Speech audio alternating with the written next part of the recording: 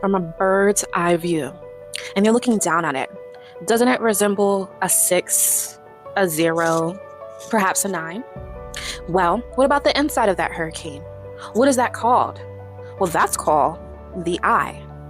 And with that I, that EYE, it's pronounced like the letter in the alphabet that we use to refer to ourselves, which is I.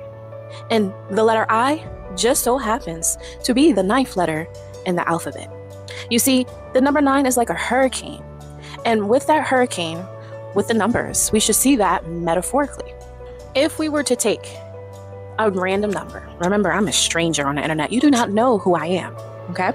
So if we were to take this random number and spin it on the axis of the middle. So you have your number, I have my number, because you're going to test my hypothesis to see if it's true, okay?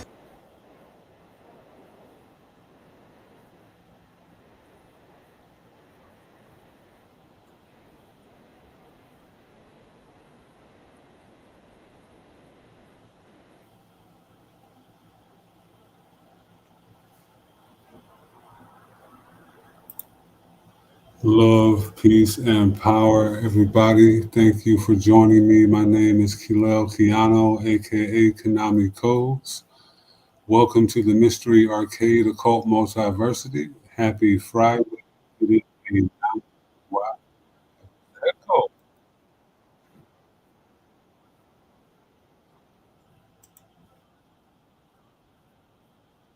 I'm sorry, folks. Give me 1 second. Trying to see where this echo is coming from.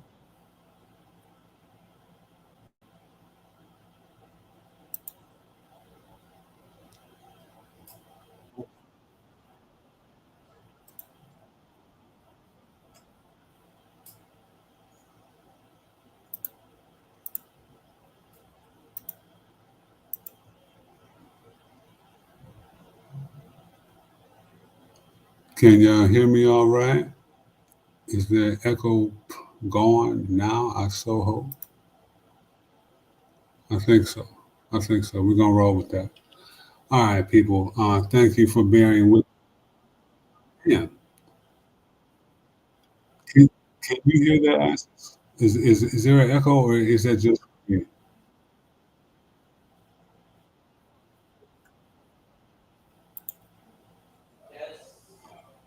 You hear Okay. you hear echo on my side? No, I think it's just on my side. I just wanted to make sure. If it's just me that can hear it, that's cool. I'll deal with that. Okay. Okay. Uh,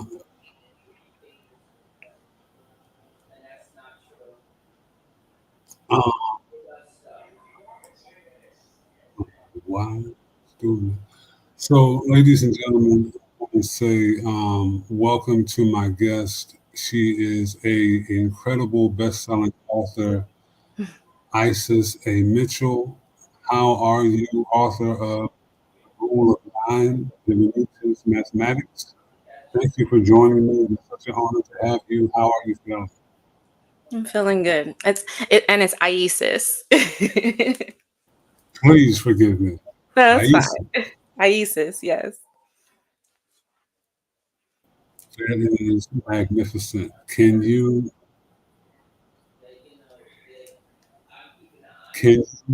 tell us um, what has what's it been like to become a literal phenomenon on TikTok?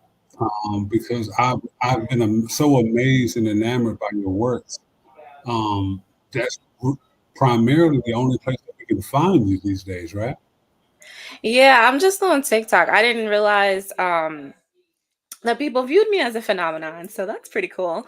But yeah, it's just been a journey. I just like I said before, I've just been sharing a little bit of information as I see it, but I definitely am in my own little lane, trekking along. There's no one else is doing what I'm doing.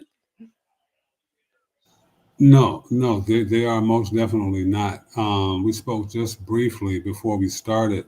Mhm. As a numerologist, um, we don't have a great many women who speak, and when you do, Far too many choose not to listen for whatever reason. I'm very much about being the change I like to see. So, being as though today is a non-universal day, how about we put an end to all of that? Mhm. Um, your book has been a source of constant reading over the course of the last year since I first got it. You cover such a wide gamut. Can you tell us a little bit about what led you to some of those pathways of knowledge that eventually came to the eventuality of the book? Trauma. They say something about like going through something real traumatic in your life where it just like opens different gateways of your consciousness.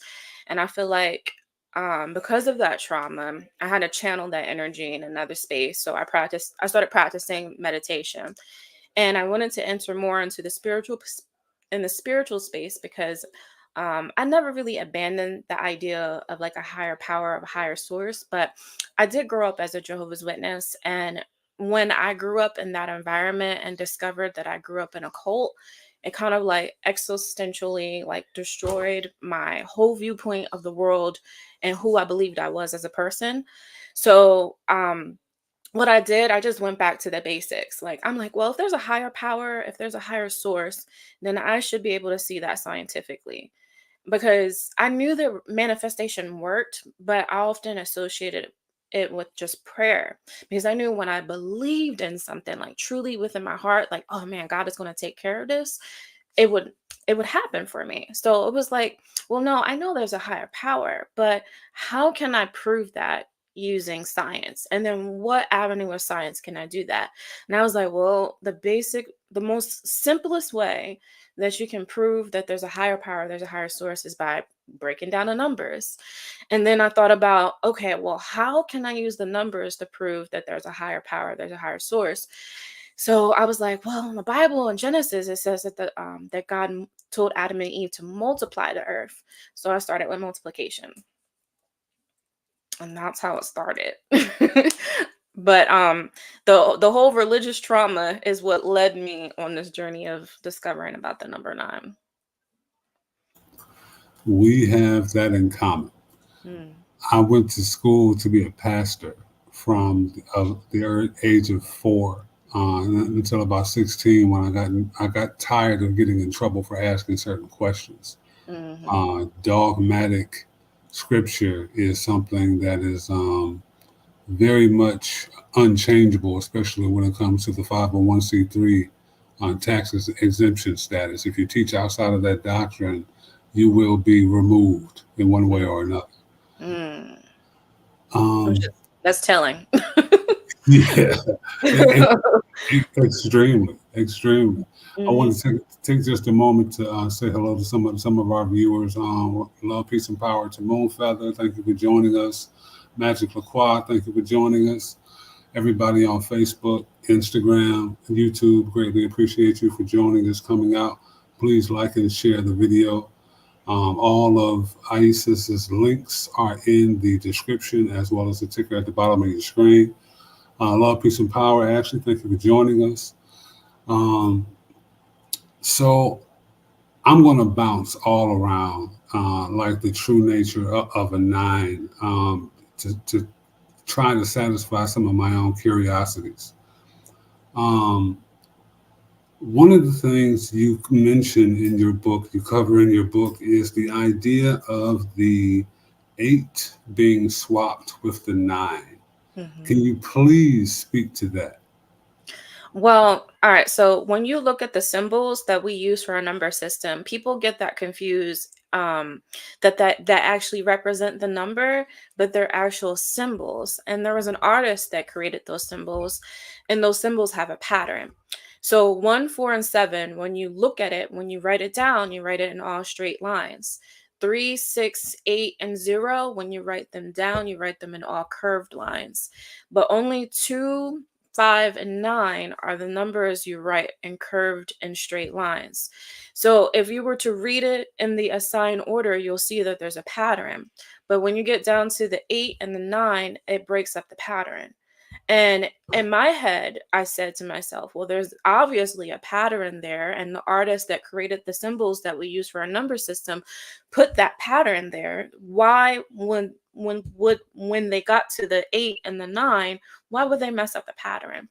So I went and I researched a little bit of Egyptian mythology, and it said that the symbol that we use for the number 8 is associated with infinity.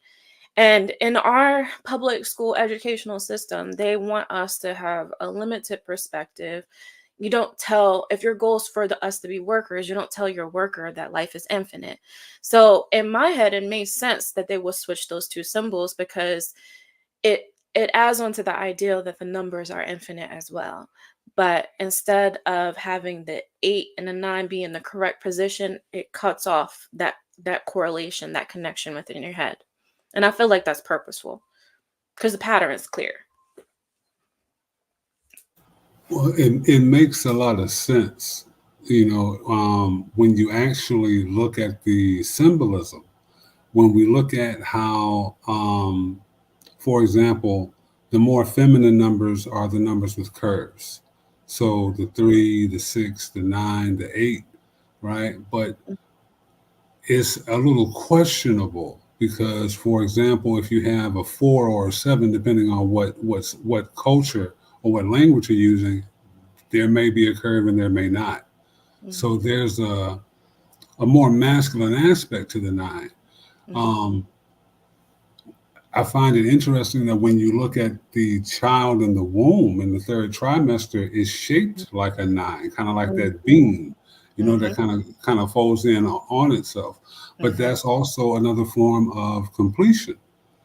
So it's very telling when we look at cultures. Like, for example, within the Chaldean cipher, it only goes up to 8.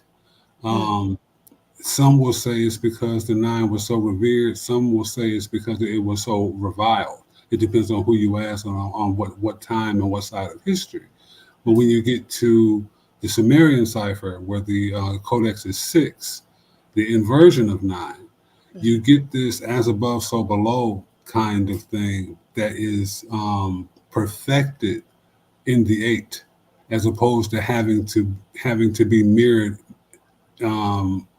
in on itself, if that makes sense. Yeah.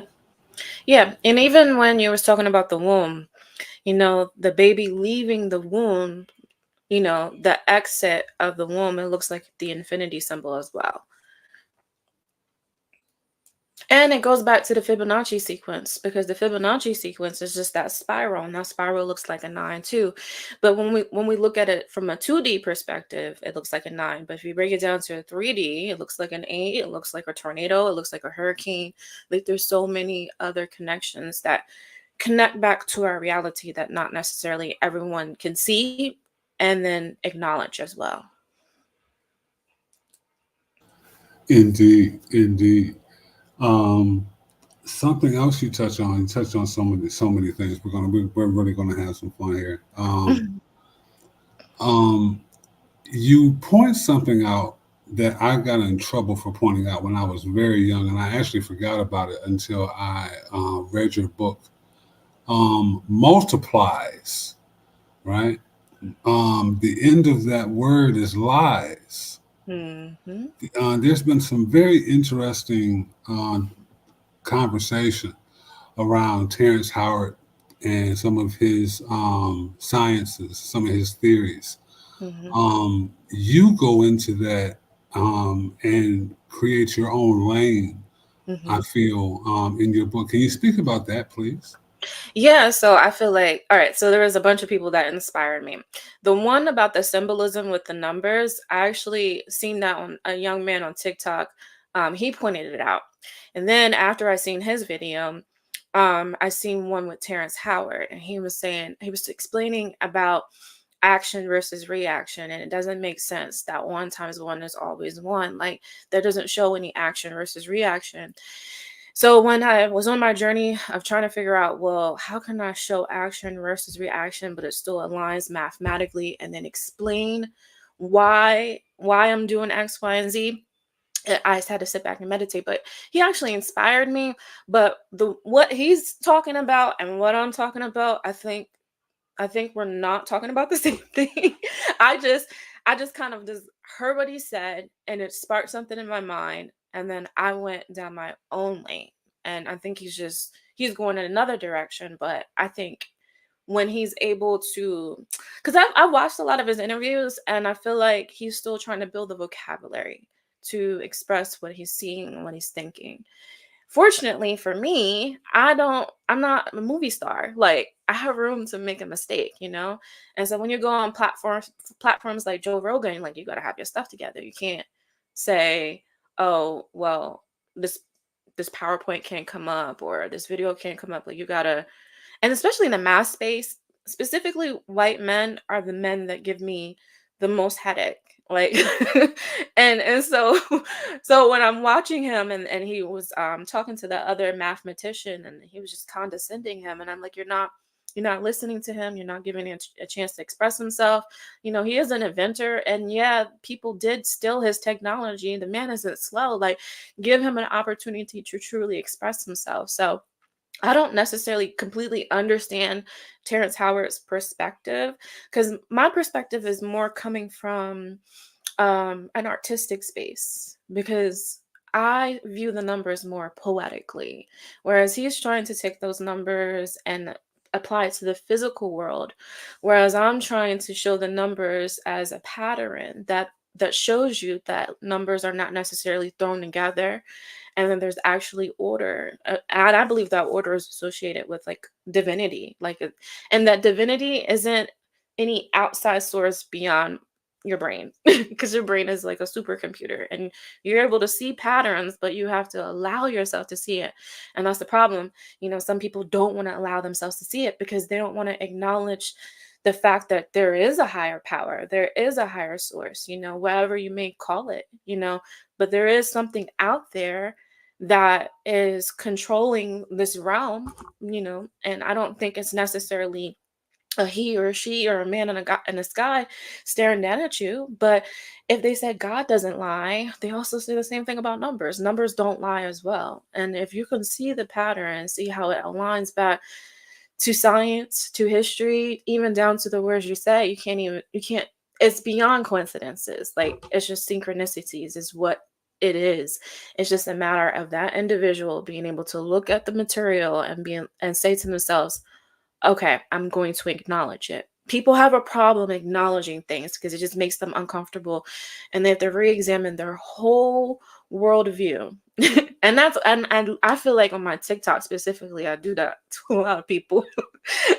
I make them re-examine their whole worldview because I'm like, if I have to suffer this religious trauma and re-examine everything in my world, I am going to make other people do it too. So if I see something that makes me uncomfortable, I'm not afraid to research it and I'm not afraid to study it more and then share what I learned and acknowledge the uncomfortable things because it really is a little bit uncomfortable to see all of those synchronicities all at once. It's like, whoa, like this is actually um a subject, and it's just not taught to us. But it's clearly there. It's right in front of your face. You bring up some really great points, really, really great points. It's so funny with the Terrence Howard thing. Um, when he went on, when he went back with the other gentleman, and I use that term loosely, Hmm. and it turned into like this bootleg drink champs. Hmm. I think what you said became so evident because he stepped out of the realm of being an artist and a theorist, Hmm. and they made it solid. They made it, no, you said this and this is wrong, in front of the world. So before the world, because the world was arguably still arguing about, and trying to make sense of what it was he was saying, whether you agree or not. Hmm. And before that could be cemented, it is purposely shot down. So Yeah. I think that is very self evident. Yeah. Um, In terms of what you speak about patterns, um, perhaps we can delve into the nature of the nine just a little bit. You speak about the different infinite dimensions in terms of the 1-8, the 2-7, the Mm. 3-6, and the 4-5 infinities. Can you speak to that, please? Um, okay, so if you're talking specifically about the lesson where I factor everything down, you can see, okay, so if you take your times table from one times table to the nine times table and factor all the answers down, you can see quite clearly that there's a pattern. Now, if you look at see how each number is divided, you can see a beginning of a cycle, a transition of something, and then the end of a cycle. And so at the end of the cycle, the end of the cycle is at the nine times table, because any number times nine always factors down to nine. So when we see that, and then we see none of those numbers are divided by anything, it's all zeroed out. It aligns back to what our ancestors say, that the number nine was like the number of fulfillment, the number of completion. It was a number that was associated with the cosmos and the divinity. And most importantly, the number nine was associated with the end of cycle. And so when you observe the multiplication table from that perspective, factoring everything down to its lowest form, it's clearly an exchange of energy. I even refer to it as like almost a breath. But there's something that happens that is magical, that doesn't, you think it would be acknowledged within our school system, but they don't acknowledge it. We just look at the numbers as a whole and then we move forward. When in reality, there's something that's happening there. And even when you align those times tables perfectly together, you can see that they all add up to 666, which aligns back to carbon, because that's six protons, six neutrons, and forgot the other six, but it aligns to that. And then it aligns back to our genetic code. The exchange between the 4 and the 5 times table mimics the DNA and RNA exchange. Because the interesting thing about the tables, the 1 through 4 times table actually mirrors the 5 to the 8 times table. And then the 9th times table is the end of cycle. I know I said a mouthful. You gotta actually look at it, but it's quite beautiful, and it's poetic, and it's symmetry, it's synchronicity. It's just, the numbers are alive, and then that connects back vibrationally, because how do we count vibrations? Well, we measure it by numbers. And so I don't want to get too far ahead. I know you got a plan, but that connects back to the words that we say. Because if we can see the numbers manifesting, then that means vibrationally that aligns back to the words that we say. If if the higher power, the higher source, it multiplies, and we can see a transfer of energy between those two times tables. And then when we add it back to the words we say, and then it proves that like manifestation is actually real, because you can see it with the numbers, because numbers don't lie, and neither does God. Whew. Yeah, yeah, exactly, exactly. I could not have said that better myself.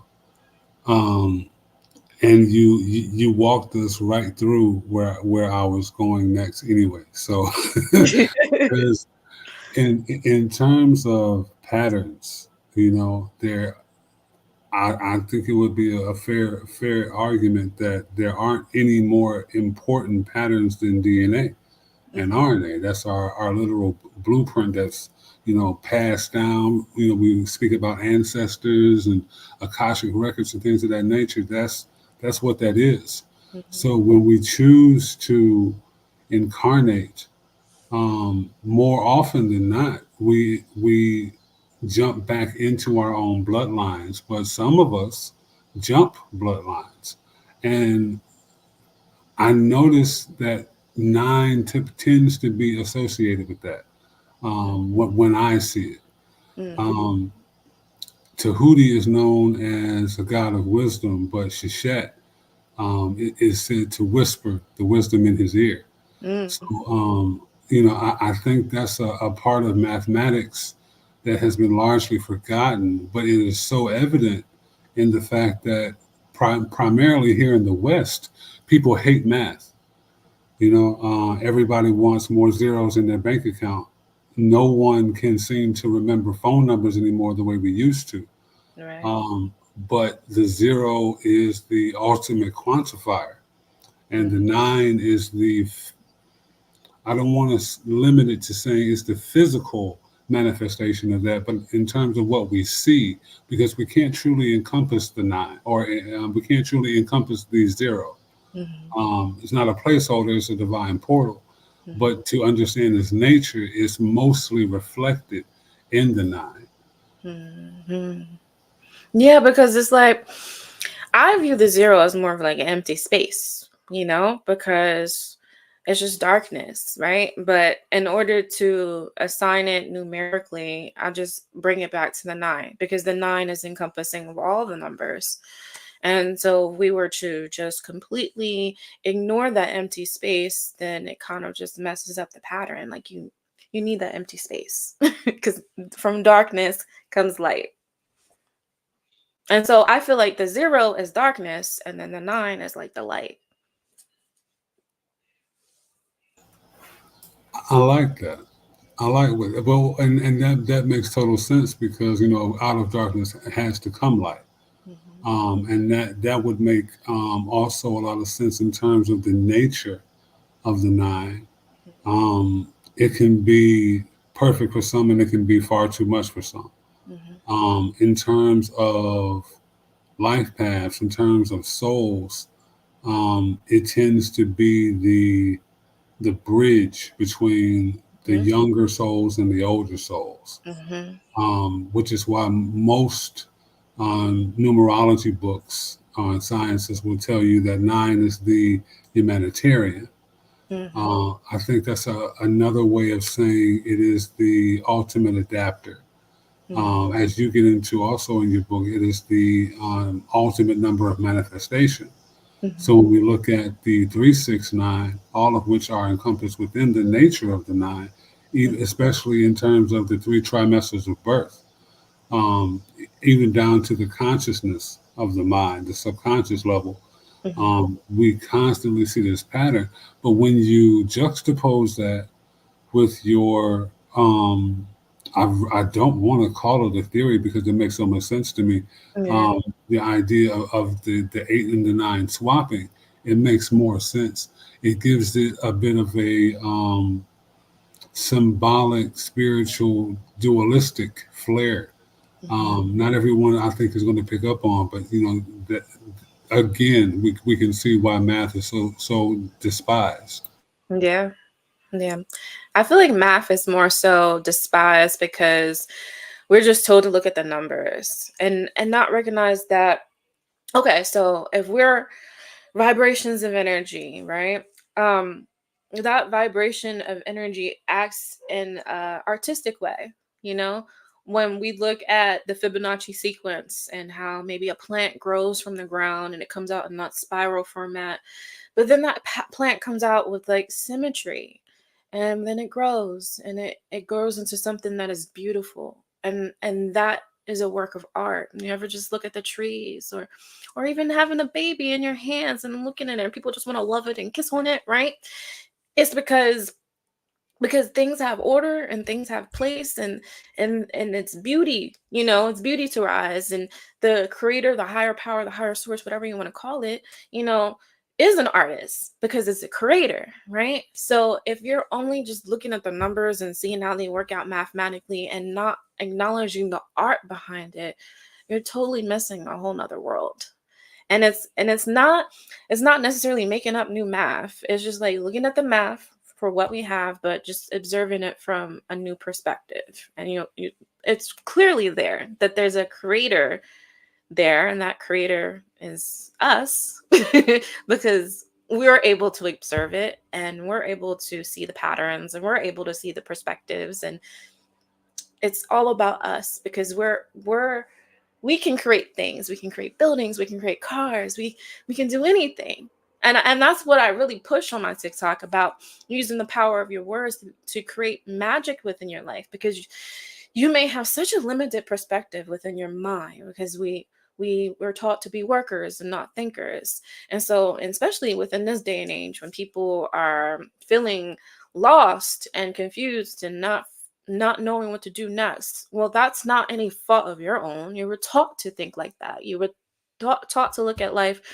at reds and blues, as opposed to use exercising the prisms of your eyes and observing all the colors and all the hues that and possibilities and perspectives, so you don't feel like life is desolate. And observing just the numbers opens your mind up to realize, like, all right, well, if life is infinite and I'm the creator of my reality, then I need to do the work. And that's pretty much what it is, because with the idea of God, right? And that higher power in the sky waiting to come save you, you're waiting on someone else to save you, right? And you say a prayer, oh, hopefully someone will come save me, right? When in reality, you use your mind and ignore just the reds and blues, but look at all the other colors, look at all the perspectives that exist within your reality, and then try something new and then work towards those things instead of waiting for some being in the sky to come save you. You can save yourself. And that's what I see with the numbers, beyond the beautiful poetic symmetry that they have. Most definitely, most definitely. Um, I can identify with that when I first came across gematria Mhm. and certain alphanumerics based on different ciphers, and understanding how a frequency could mean so many different things just by one number. Mhm. And it goes back to the tenet of numbers being symbols in the first place. Right. So one of our oldest symbols would be the pyramid or the triangle. Well, when you look at the Sumerian cipher, for example, triangle, symbol, and warning all come to 516. And those components go on and on and on. But you can see a pattern, you can see a familiarity, much like you could with certain religious figures. Mhm. So, for example, in the Sumerian cipher, Jesus equals 444, as does Lucifer, as does Messiah, as does Muhammad, Mhm. um, law, judge, gavel, on and on. There's a certain knit group aspect to some of these energies. So you Hmm. can understand why some of them are depicted. You can understand why people like Jay-Z will name their album 444, and Ah. it's said to be his most conscious album to date, so to speak. You can understand where these tenets come from. Mhm. Eminem just released an album today, The Death of Slim Shady, and has a song where he's speaking about being a loner. But loner comes to 28 in numerology. And he releases this on a non-universal day, which is about endings, with a song called "The Death of Slim Shady." You know what I Mhm. mean? Like people speak in this language, whether they're cognizant of it or not. So Right. there's a certain benefit you get from being multilingual, so to speak. Yes. And you know what? I really do think that those people, those artists that are on TV, they're a lot more intelligent than we give them credit for. Because as I'm observing things and seeing some synchronicities, I'm like, you know what? I think this is a club. I think this is a club of people that have connections. A lot of it has to do with Freemasons, and they communicate with each other using symbolism. We know that. But even down to the simplest form of numbers, like I see them talking to each other, and I don't necessarily point it out all the time, but I see so many synchronicities. And even what you were saying with the 444, I'm like, oh, that does make sense because Jay-Z calls himself Hova, you know, and people view Jehovah as a god. But then numerically, when you look at Hova, if you get a chance to read my book, at the end, I talk about some words having the 9 times table within it and aligning to the goddess Shet, because the goddess Shet said that our words were sacred vessels, and she was the one that's accredited to our writing system. And so when we see the 9 times table in her name, we need to acknowledge the other words that have the 9 times table within it as well. And so for Hova, that has a 9 times table in it. But Hova is the word for the Hebrew word for ruin and disaster. So it was interesting that Jay-Z would even refer to himself as that, with him even understanding the idea of what 444 represents. You know, you said specifically the Messiah. And then, you know, there was a talk about him referring to himself as God and him calling himself Hova, but Hova meaning ruin and disaster. Like, I know they know what they're doing. It's just like they want to call people that call it out conspiracy theorists, but it's like it's not a conspiracy. This is organized. This is well thought out. You are a creator. You are an artist. You know, and only another artist, another creator, is going to be able to put two and two together and be like, no, you're playing the community. And that brings me to another topic of people are asleep. Like they're here, they're talking to me, but they're asleep because they don't know, they're not conscious of the words that they're saying. They're just talking and they're not acknowledging the two realities that exist. There's the physical world and then there's the spiritual world. And the spiritual world, I feel personally, is all about the mind and being an artist and having the ability to have acquired all this wealth. You can spend a lot of time by yourself. You don't really necessarily need to go clock in a 9 to 5 like the rest of us. So they got time to meditate. They got time to research. They got time to go and explore the world and learn about different principles and different spiritualities. They have time to do that, you know? So when I see those things with Jay-Z and even down to Beyonce, I'm like, oh, they're true artists, they're true creators. And to be able to connect with energy on that, like, there's one thing to be talented, but there's another thing to be able to attract eyes and then maintain those eyes and then use that energy to continue to create. And it, because it's all about, they're using people and their eyes as like a battery system, right?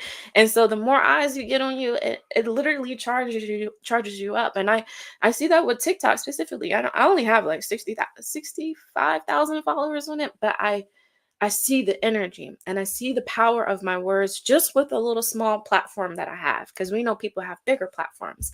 But just with that small platform I have, I feel the energy and I know the power of my word. And so that's why I always talk to people about being careful what they say and being careful about the energy you put out into the world, because you're literally manifesting it. And you can see that through the clear. And you can see it through the other artists because they're talking to each other. You're just not in the conversation because you're not acknowledging the spiritual side of life. You're just looking at the physical. Most definitely. It can be mind numbing, you know, for those of us who can actually see that language, because there aren't I don't want to say there aren't many of us. The numbers are thankfully growing. I see it, I deal with it. But it can be frustrating because you can see how essentially the crowd can be swayed one way so very easily when it's a complete inversion or opposite of how something could be taken, how people choose to take things.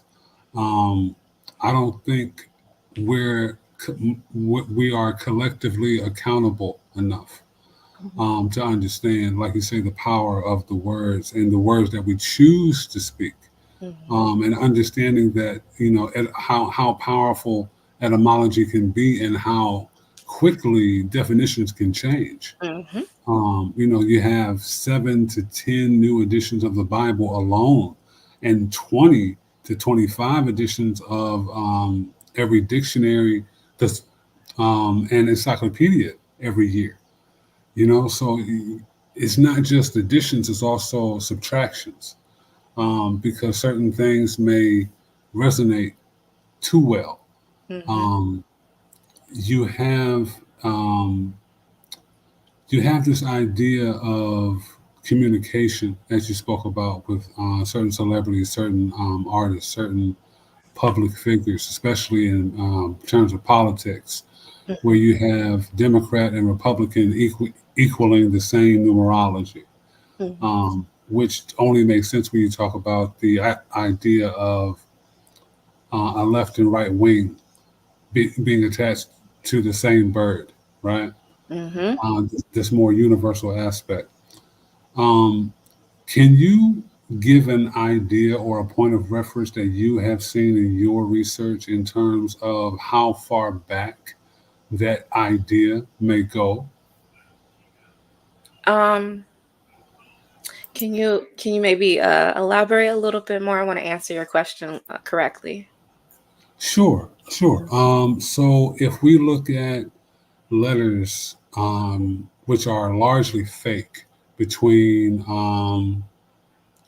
Benjamin Franklin and certain representatives of the French Revolution, Mm-hmm. especially the ones that are supposedly highlighted in movies like National Treasure. Mm-hmm. These fictional um, um, figures in history. Mm-hmm. Um, there's a certain code they tend to speak with. The idea of ciphers Mm-hmm. um, gets popularized in this area, and that actually turns into the decoder ring that we have in like the 70s and the 80s. Mm-hmm. Um, you have certain figures communicating through this code.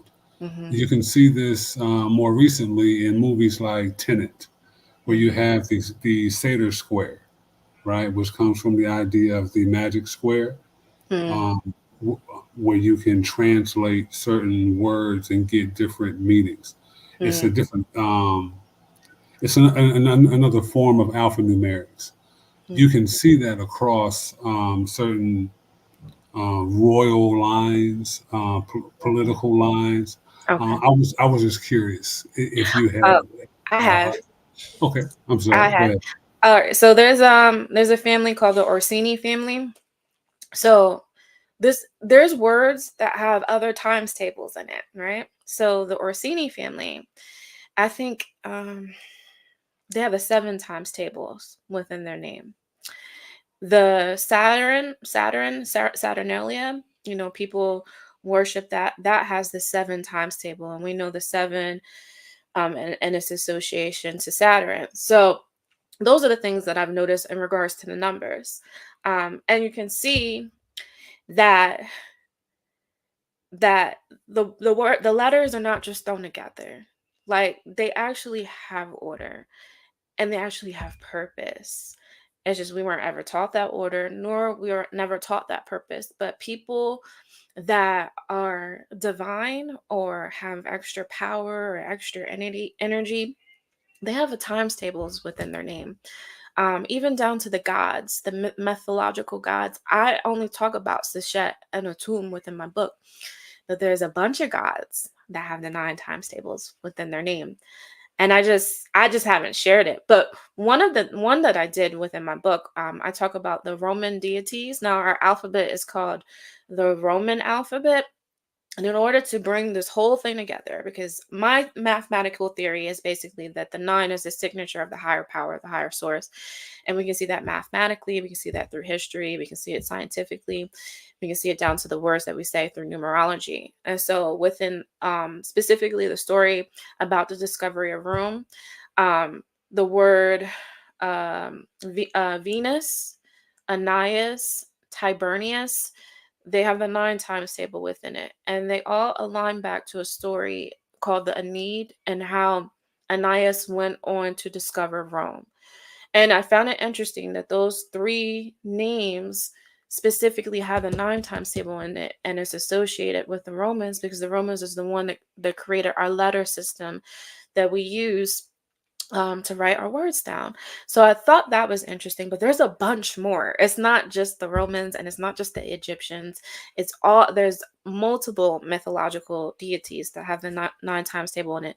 But you see most of the nine times table within the deities of the Egyptians.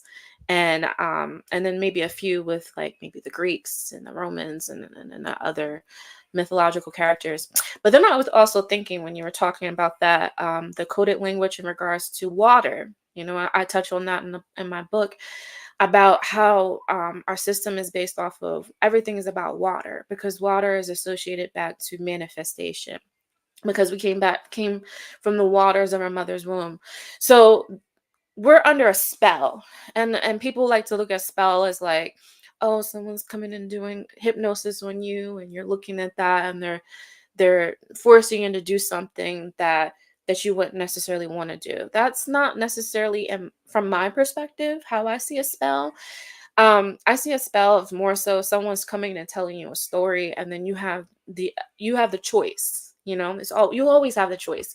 You have the choice to believe them, or you have the choice not to believe them. But because people are asleep mentally, we just believe anybody that's on TV. If they make it to TV, they're credible, and that's not necessarily true. And we're seeing that more time and time again. But specifically with our law system within the judicial system is based off of the laws of water. And so I connect that down to poetry and how our currency is connected to water and the act of manifestation, because the words create a spell.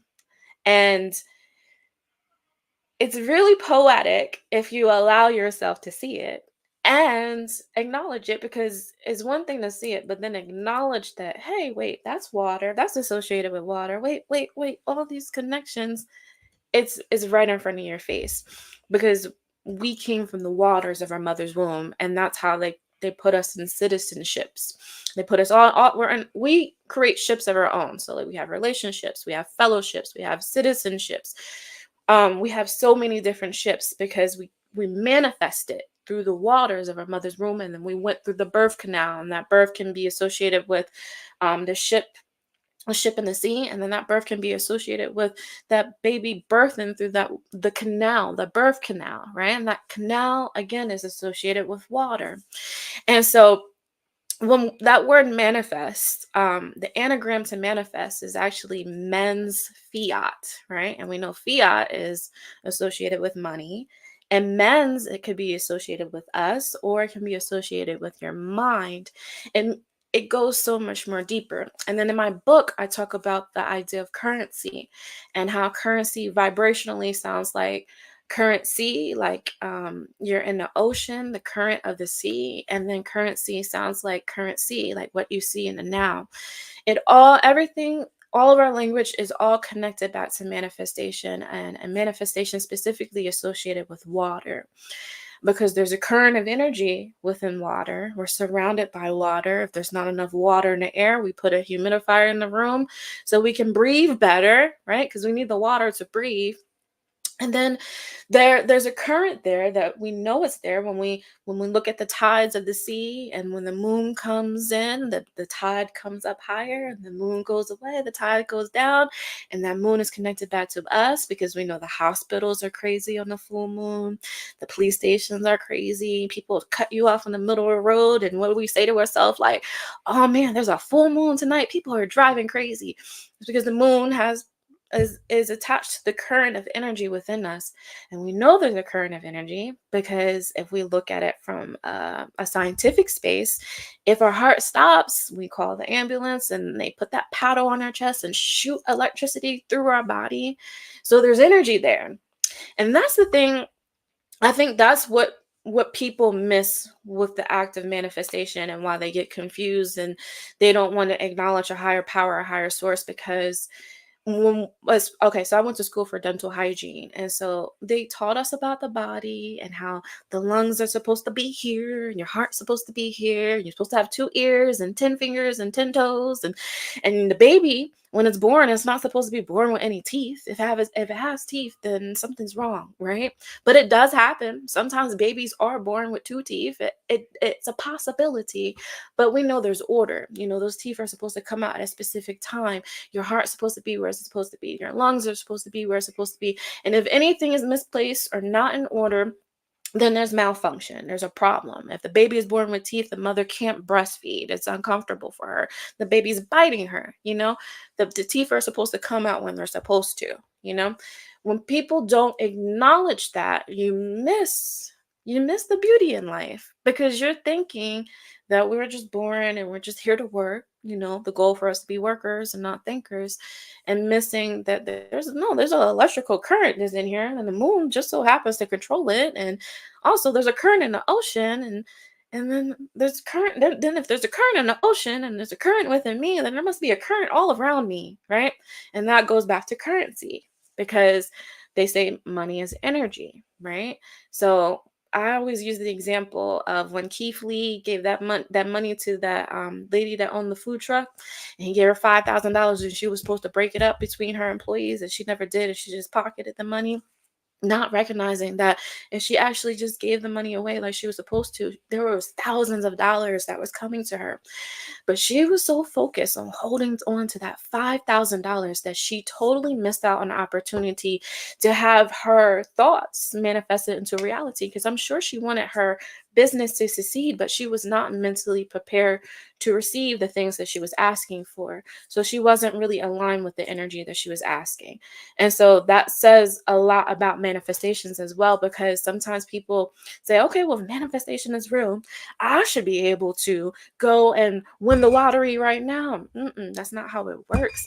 You have to be mentally prepared to receive the things you're asking for, because money is an energy. And that's why when people do win the lottery and perhaps may give it away to their family members, you always hear stories about they lost all the money, or maybe a family member died of a drug overdose because they just weren't in a mental place to handle all of that energy. But the people, the powers that be, they recognize that, because the money is just a tool, right? We're not supposed to be throwing it in the air in music videos, because when people do that, I'm like, you look so foolish. And and this is why they think people that look like us are idiots, or not, and they're not smart, and they do stuff like redefining our name, right? And calling us everything, something new, and we're just going along with it and throwing money in the air and not recognizing that this is just a tool for us to get resources, because the resources is what's the true value. But if you're not educated properly about how divine you actually are, the divinity that exists within you, and how to manage certain energies, you'll align yourself with your manifestation, but then you can't see it. And that goes back metaphorically as well. When you're in the ocean and you're trying to navigate rough seas, and you may reach an island, but because you don't know how to sail that sea, you may totally miss the island and veer off into another direction, because you're not strong enough to manage that vision. And so that's what I talk about in the book. Like, manifestation isn't hocus pocus where you just snap it and it's here. It's more so about you being prepared mentally to be able to take on the new course that you desire to sell. And let me thank you, because you have made my job so much easier in terms of giving people examples they can use to try to um, encapsulate some of these ideas. Mm-hmm. Um, Ladies and gentlemen, again, the link to Iyesis's link tree and her book is in the description. I cannot recommend it highly enough. One of the things that sticks with me from your book, there's a great many. You have the numerology for the words nine, spell, and infinite, and you show how they reduce down to nine. Mm-hmm. Something you said a moment ago drew me back to that because, in terms of speaking what we want into reality, speaking truth to power, I often like to use the analogy of sitting at a beach, sitting along the shore, and the tide's coming in, and it may be coming in just enough to where it reaches your legs or your knees, and Mm-hmm. you're able to seemingly grab a bit of the wave. Mm-hmm. You can try your best to hold on to it, but Mm-hmm. the water will recede. It will go back into the sea. Mm-hmm. And I think emotions are um, supposed to be handled in much the same way. You Mm-hmm. feel, an emotion comes and then it goes. Mm-hmm. But to hold on to it can be detrimental. To Mm-hmm. hold on to it can be cancerous. And it's really um, supposed to be impossible according to psychology. There's supposed to be a 15 to 30-second window of holding on to something, and in anything longer than that, there's supposed to be some sort of mental illness present.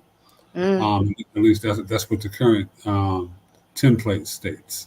Mm-hmm. So the idea of frequency in words, the idea of even speaking something for, if you're a nine, for example, 1 through 8 is your friendly numbers. 11, 22, and 33.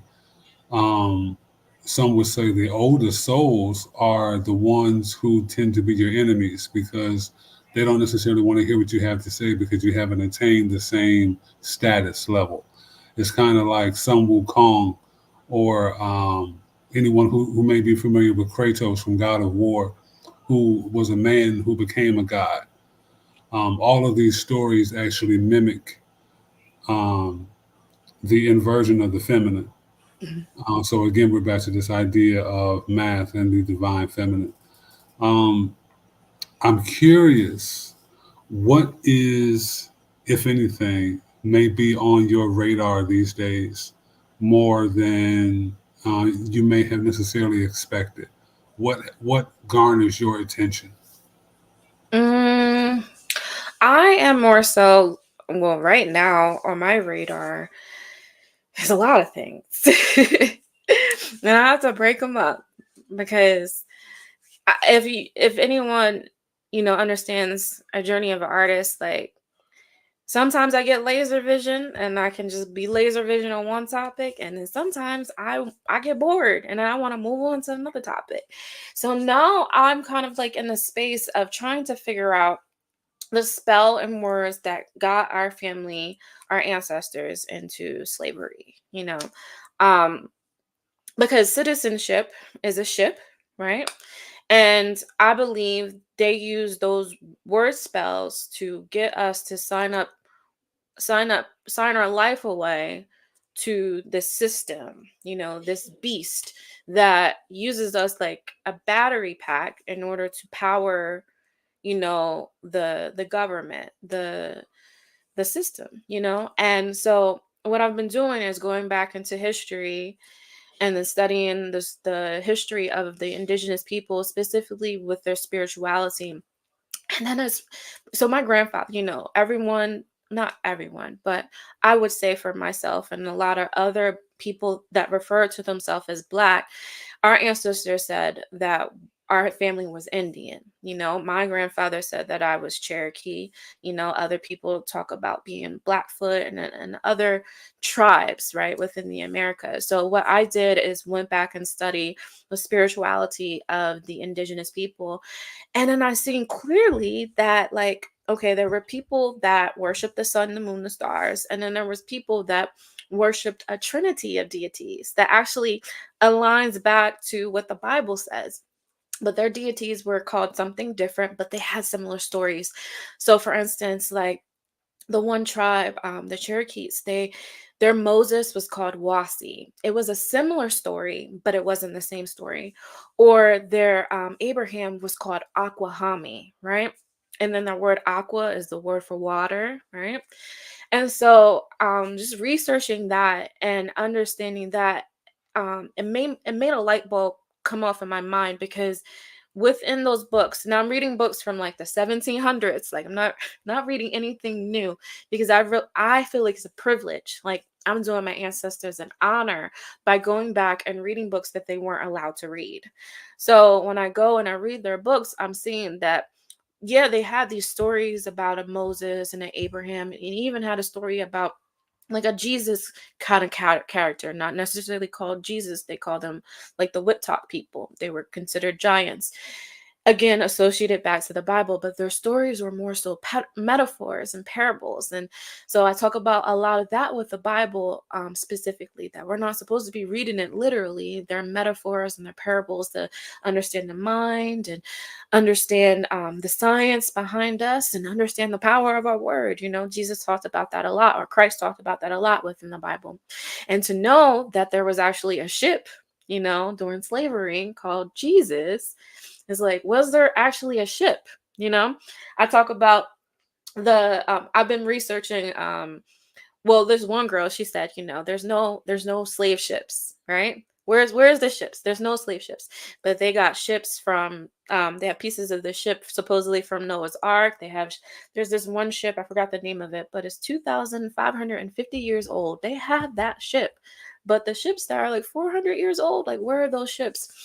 I personally believe, and this is from my perspective, you can take it for whatever way you want to. I believe those ships are just metaphors that is associated, again, from the birthing process of the manifestation of us being born from our mother, from the waters of her womb. And they put us into these ships, but these ships are always just been word spells. They weren't like anything physical. And because, our ancestors weren't familiar with language, they were able to be manipulated to believe a specific narrative that probably not necessarily was true.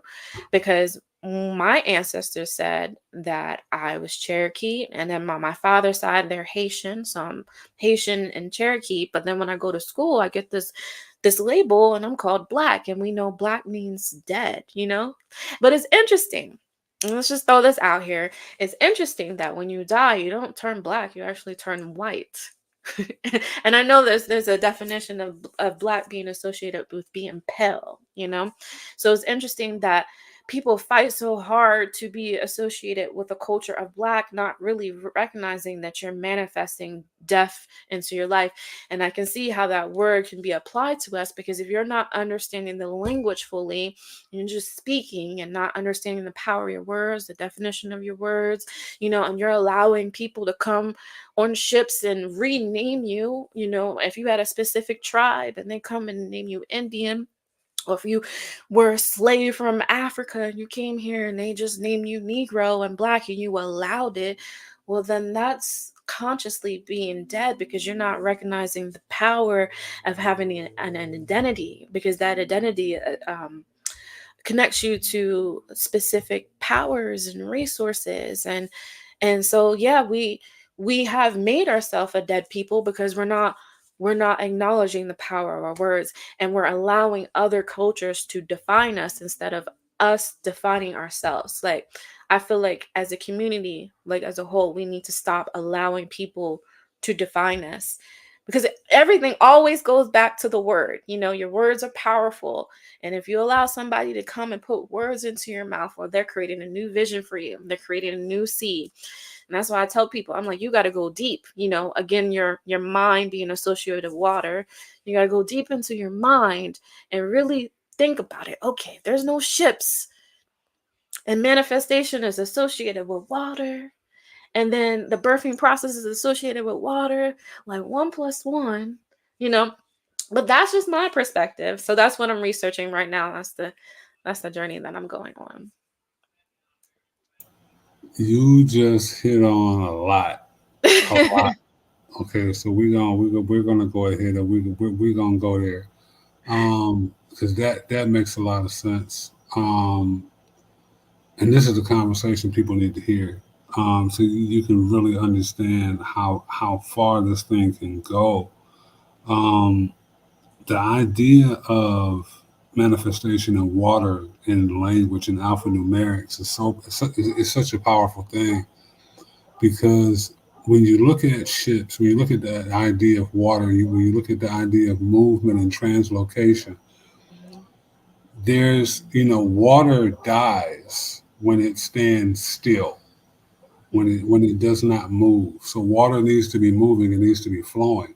So Mhm. if we're not entertaining new thoughts, if Mhm. we're not having a flow Mhm. of new experience, new energy, just new, Mhm. um, if for no other reason than to understand how we naturally convert, and how we can, by action and by thought, convert and manipulate and transmogrify things, Mhm. then we have no choice but to be civil to terra mortus, dead in Mhm. the eyes of the law. And Yep. we write our own law. Mhm. And then we fall under the law of the system that's been given to us. Mhm. And that's only because of our own ignorance. Right. So there's so many different aspects. It can be overwhelming. But I think I much rather be overwhelmed by the possibility and by the realization, as opposed to asleep under ignorance. Right. And ignorance is associated with the word ignore, right? And it's not because our people are dumb or unintelligent. It's just they have to ignore it because they have other things going on, you know? Because the system is set up for us to live in food deserts, right? So we're not getting the proper nutrition. Um, they set up the system where you're pushing kids from schools to prisons, right? um the entertainment industry is just a cesspool of ignorance as well, because again they're throwing the paper in the air, which has no value, it's just paper. But there's been years of programming people that look like us to not critically think, not go down deep into our mind, and as a result the world looks at us as ignorant. And so when I come and I tell people, no, my grandfather said I was Cherokee. No, your grandfather's wrong. Well, how you gonna tell me my grandfather is wrong? Well, he doesn't know what he's talking about. Well, you're saying that your oral history is correct and the information that we got from the school system defines me specifically, you know and I really do think it has more to do with hair texture than people want to acknowledge. It has nothing to do with skin color, because if we're being real, there's people that are darker than me, right? There's Indians, right? Like Indians out in Asia that are darker than me, but they're not called black. But over here, I'm called black. But when they come here, they're not called black. They're called by their culture. They're called Indian. And so it makes me think, like, why do they not only uh why is it not just the skin color? It's about hair texture too. Like, and the hair texture it coils like a nine, right? And I always talk about this in my lesson when I do it live. I'm like, you know, there's different parts on our body that has the signature of the nine. For instance, if we're going to bring it all back together, so like our fingertips, right? Our fingertips has that spiral, and that looks like a nine, that looks like the infinity symbol. And even on our soles of our feet, we have that spiral, that baby leaving the water of the mother's womb, it comes out in a spiral format. The hurricanes, tornadoes, they have the spiral, but our hair does too. Now, what does it say about the peoples whose hair is kinkier than others? Like, does that mean that they're associated with more divine energy? Because the hair comes from the temples of our head, and we think about in the Bible where Samson said the power was in his hair. I think it goes so much more deeper than people are willing to acknowledge, because if they acknowledge it, then they're going to have to make adjustments, and making adjustments is uncomfortable, because we were brainwashed to believe that these people are black and they're dead and then they're less than, and these people are smarter and they're white, and this is where we get all of our information and all of our material from, and if they don't say it, then we can't believe it. when that's really not reality, because a lot of people that came from this soil, from this land, created all the modern inventions that we use worldwide. Like I talk about on my live, like the doorknob was created from a person that looked like me, and the filament in the light bulb was created from a person that looked like me on this land, on this soil. The cell phone was created by a person that looked like me on this land, on this soil. See, all the modern inventions that we use within this reality came from a certain group of people. But because the world, the propaganda that we see on television, only shows the worst aspects of us, they miss the beauty of who we actually are. And this is why I think is really important for us to take our children and re-educate them, because the educational system that we have right now is really only programming us to be a worker, a slave, because you're not really paying attention. You're not paying attention. You're not acknowledging things that are right in front of your face. Yes, yes, that is so true, so true. And you can see evidence of that everywhere you look, especially in this country Mhm. during this karmic universal 8 year. I find it very telling that black and white both equal 11 in numerology. Mm. So essentially, they're mirrors of each other.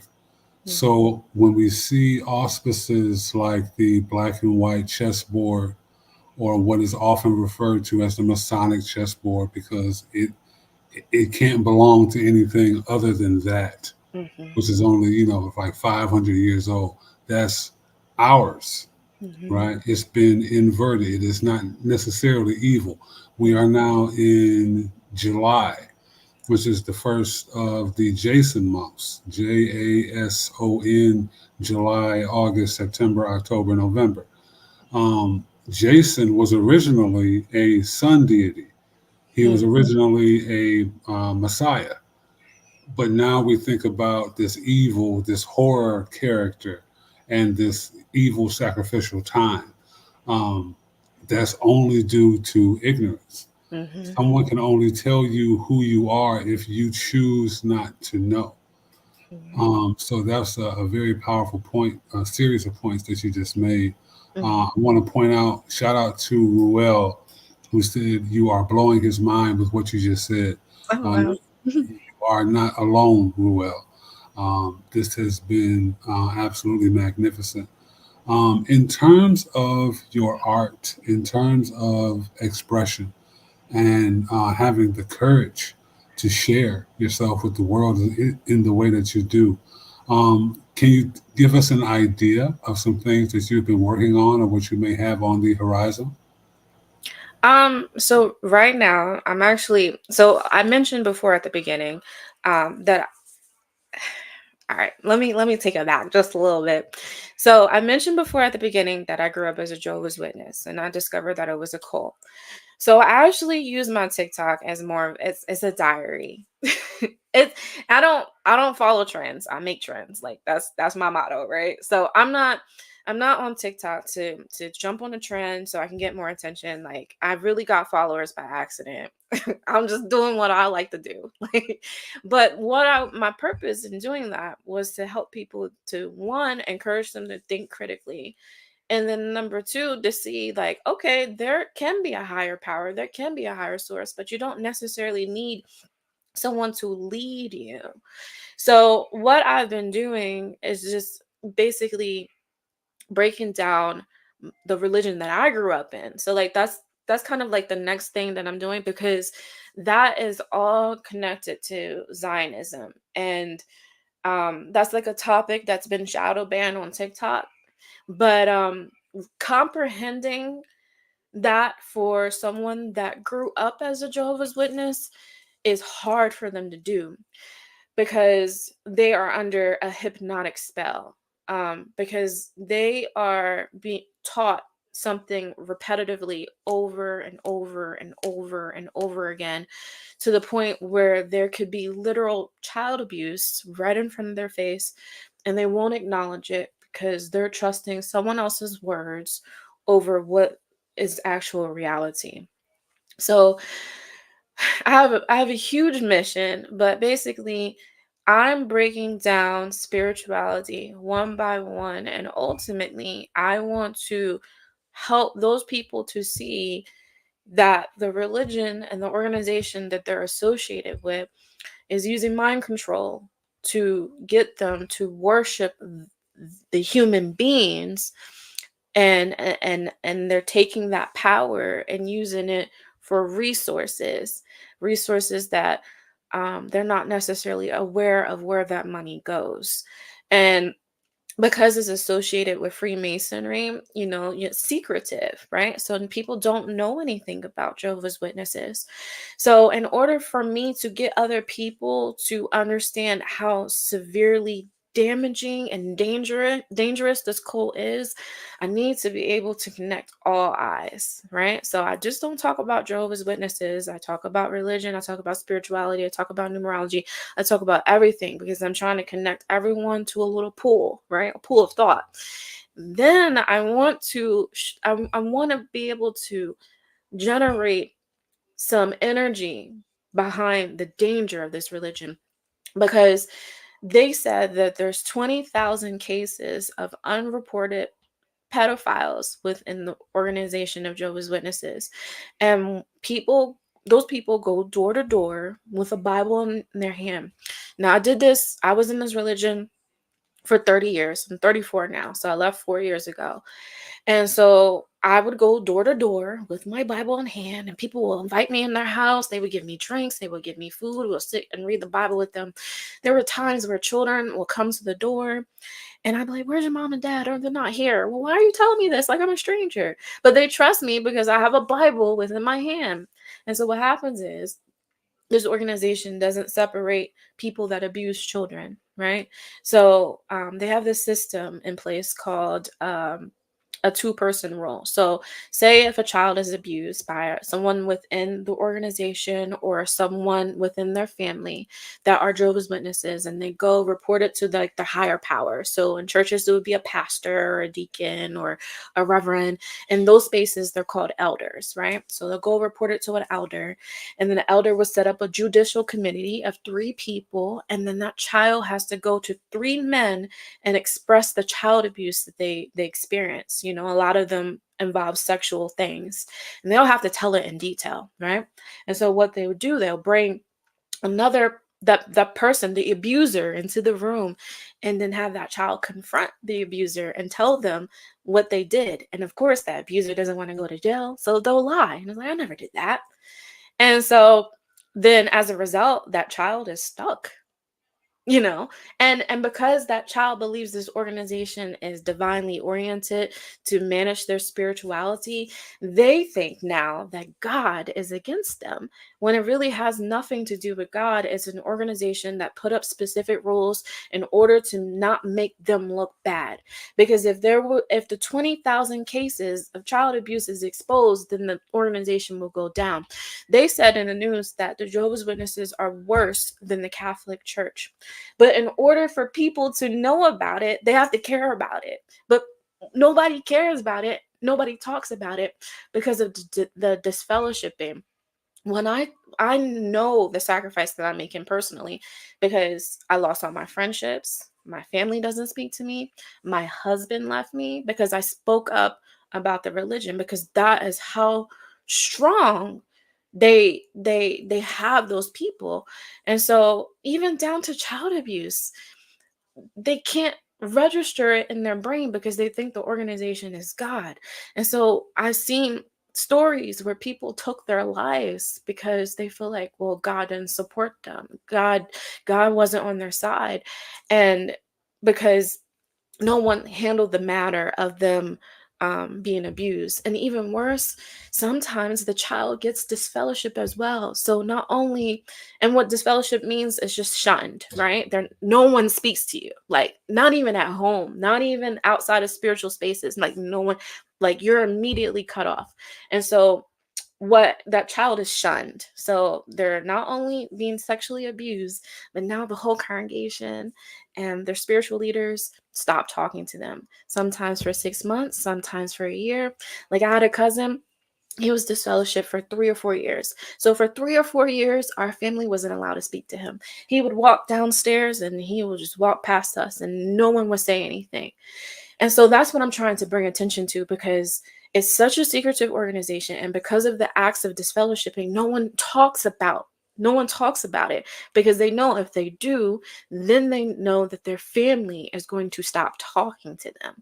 And honestly, for me, like, I love my family, but ultimately I got to do what's right for me. And I can't go to sleep at night knowing that I have a platform where I am focused on spirituality and I'm focused on the Bible, but I can't talk about my trauma that I experienced as growing up in this religion and the trauma that other people have experienced that don't have a platform, don't have a voice, or don't even know how to use their words to speak.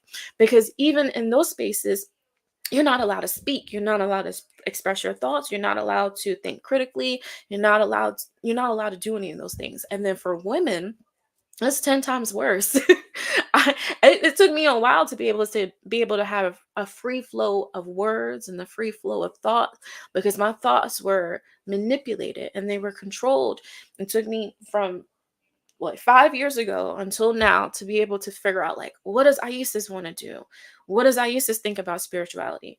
What where does Iyesis want to take her life? Because everything is dictated to you in those spaces. And if you go out of their thoughts and their principles, then you are spiritually weak, and then people shun you, and then people stop talking to you, and that's traumatic for someone that has grown up in those spaces where all your friends, all your family are in that one space, and when you leave that space, you're literally left alone, which is me right now. Like, the only person that really talks to me from those spaces is my mother. Like, my mother hasn't abandoned me. My aunt hasn't abandoned me, but everyone else has, because I'm speaking up for children. And that is a mental psychosis. And that's what I want to talk about more on my platform. I cannot give you a high enough salute for everything that you do and everything that you just said. Um, that is such a admirable and brave stance. I know firsthand how treacherous and how abandoning, how backstabbing that energy that those spaces can be. I know to a large degree you have done what you've done because, in one sense, you didn't have much of a choice, but it's also a testament to your strength. So I thank you for what you do, and I will assist you in any way that I can. There's a book that comes to mind instantly called The Watchtower and Freemasonry. I read that. Very good, very good. A lot of that was actually the basis of Fritz Springmeier's how to make an Illuminati mind control slave, 1 and 2. They give away a lot of quote unquote jewels, and I don't mean that by their brilliance. I just mean some of their tactics on how they always go 2 by 2, how their approach, and how their cutoff is swift and even. It's never any form of consideration, never any second guessing. They're very brutal in that way. You can also see that highlighted in a movie called Spotlight with Michael Keaton. I think it came out in 2015, about a newspaper in Boston that was trying to expose different aspects of the Catholic Church. The Catholic Church itself, Catholicism, has openly always been a fall guy. But in terms of Jehovah's Witnesses, you don't hear anything about it. And that's on purpose. The Jehovah's Witness camp is kind of like China. They don't allow any of their news to exit their borders.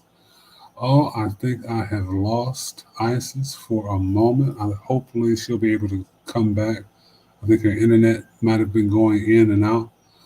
Um, I hope you have all been enjoying this wonderful program. There she is. Yeah, you see when I talk about them, Yeah, you see you what see how, happens? yeah, you see how they do. Yep. You know what I mean? They don't like that kind of talk. I don't give a fuck what y'all like. You gonna deal with it. Um, it's confirming, you know, to be in your feminine, to be in your spirit, to be in your mind the way you are is extremely inspiring. It draws like a flame. It's no coincidence you're wearing purple today for the crown chakra. Um, you can't hide certain things. So, especially in this karmic dragon year, this wood dragon, this earth year, this unrefined Kundalini energy is going to be refined. That's actually the process that we're collectively going through right now. So to move into this snake energy, this Kundalini energy that we're moving into next year, this 2025 year of completion, um, you can see the track, so to speak. You can see the energy signature. I think more people are becoming aware of it. Um, Artists like yourself who are choosing to share what they see is so needed and so visionary. Again, I want to thank you for joining me. If there's any final thoughts or comments you would like to give out to the people, where we can find you, um, anything at all, please share with us. Well, I like to do my can I do my little analogy that I be doing in my life? Because I it's my favorite analogy because I always want like I want people to think critically, right? And so since our mind is associated with water, I always tell people to go down deep into their mind. Because we live in a system that's based on the laws of the sea, right? And so there's fish, right, in the ocean that live at the surface, and usually those fish are stuck are in schools, and so they swim together in one unit. But the result of swimming in a school, when a ship comes in and they cast the net into the sea, it's easier for them to grab a group of fish at one time and bring them onto the ship and use you as currency. And so I equate us to being fish, right? In the space of finance, there's big fish and there's little fish, right? And so we don't want to be those fish that are stuck in schools, and we can associate that school with like schools of thought, right? Because when someone comes up with an ideal and they want to grab a certain group of people, it's easier to catch fish that are aligned together in a group thought. The fish that are the most powerful are the ones that are able to bear more water, and those fish live at the bottom of the sea. And so the interesting thing about a fish that lives at the bottom of the sea is that is able to handle the pressure, the energy that's above them, but also they're able to bear their own light. And since water is associated with memory, I associate that with thought. Like the more you research, the more you study, not only are you able to bear more water, and bearing more water is a reflection of strength, mental strength, right? It's also a reflection of knowledge, and you exercising the power of your word to bear that light and not getting stuck in schools of thoughts. Like when I grew up as a Jehovah's Witness, that school of thought was very clear when I exited, because then I got to see how everyone is in schools of thoughts. And so when ships come, like citizenships, and cast nets into your sea and try to bring you into a new vision, right? But in that vision is only generating currency for themselves, you know, you see a little bit more clearly when you come down at the bottom and see. Now you have all the line of vision, you can see everything, and you can see everything because now you're bearing your own light, you know. And so that's how I want people to exercise their minds, recognizing like, all right, I know this group of people think this way, I don't mind listening to them, but ultimately I'm going to come back down to the deep, and I'm going to have my own thoughts, and I'm going to bear this information. Although this water that I'm bearing may be uncomfortable, you know, I may blind certain fish because they can't handle the light that I am, but ultimately you do your own thing. And so that's what I've been doing. Even though I've been abandoned in certain spaces, I feel much more mentally powerful because I know I can withstand any vision, any sea that I have. I'm always moving forward to different currents and different visions, and I'm not allowing ships to use me as their currency. So that's my last little thing. I cannot thank you enough for sharing that, for honoring me by joining me and joining us tonight, sharing as you have. Um, the rule of nine, ladies and gentlemen, it is a must own. Every parent, every child, every reasonable thinking adult should have a copy of this book. I cannot recommend it highly enough. Iyesis, thank you so very much for joining me. I hope you will come back Yeah, at some point. I definitely. thank you. Thank you so much. I very, very much look forward to that. I wish you guaranteed success in every dimension and everything that you do moving forward. And I look forward to speaking with you soon. Ladies and gentlemen, thank you so much for joining us. Please, again, check out Iyesis on TikTok. I am Iyesis. Her page is magnificent. You will be continuously blown away, that much I guarantee you. To all of you and yours, I wish you a wonderful night. Happy Venus evening, and love, peace, and power.